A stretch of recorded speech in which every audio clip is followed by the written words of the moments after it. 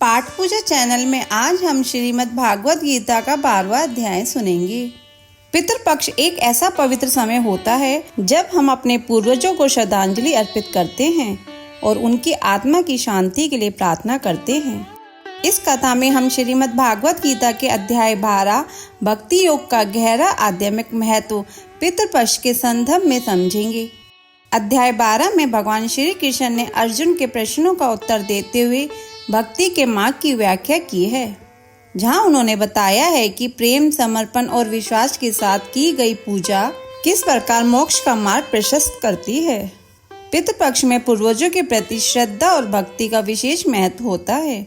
इस समय हम अपने पितरों की आत्मा की मुक्ति और शांति के लिए निस्वार्थ भाव से प्रार्थना करते हैं।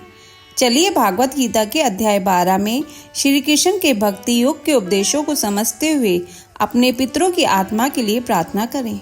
अर्जुन ने पूछा, इस प्रकार जो भक्त सदैव योग युक्त होकर आपकी उपासना करते हैं और जो व्यक्ति पर ब्रह्मा को भजते हैं, इन दोनों में कौन सा श्रेष्ठ योगी है? श्री भगवान बोले, जो मेरे विषय में मन लगाकर श्रद्धा पूर्वक मुझको भजता है वे उत्तम योगी है।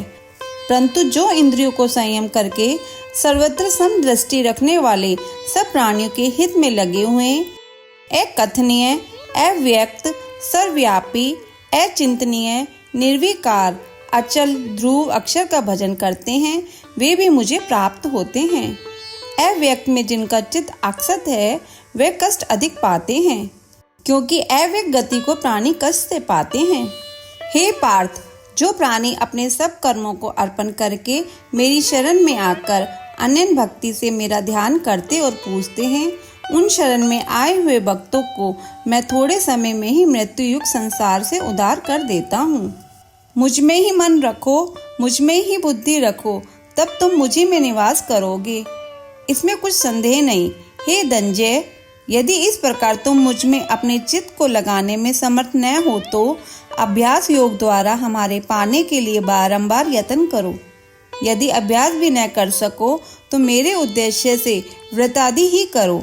यदि मेरे लिए तुम कर्म करोगे तो तुम्हें मुक्ति प्राप्त होगी, और यदि ऐसा भी न कर सको तो मन को रोककर अन्य भाव से मेरी शरण में आओ और फल की आशा छोड़कर कर्म करो, क्योंकि अभ्यास से ज्ञान उत्तम है, ज्ञान से ध्यान श्रेष्ठ है और ध्यान से कर्मों के फल को त्यागना श्रेष्ठ है।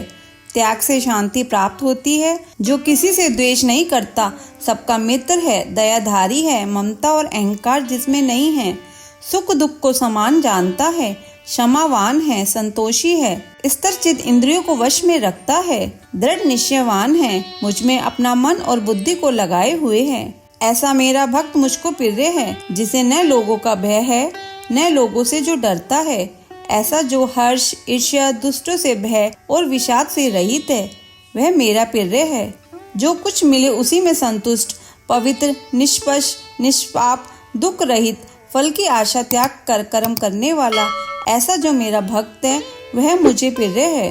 जो लाभ से प्रसन्न न हो, किसी से द्वेष ना करे, इष्ट पदार्थ के नष्ट होने से दुखी न हो, किसी वस्तु की इच्छा न करे, शुभ तथा अशुभ दोनों का त्यागी हो, वह भक्त मेरा परम प्रिय है।